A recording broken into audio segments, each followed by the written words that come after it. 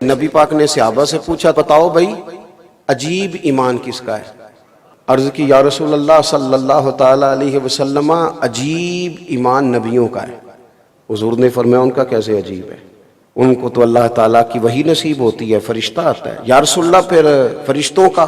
फरमाया, वो तो अल्लाह ताला के अर्श के गिर्द रहते हैं, जन्नत दोज़ख को देखते हैं, अल्लाह के लौह कुर्सी अर्श को देखते हैं, उनका कैसे अजीब हुआ?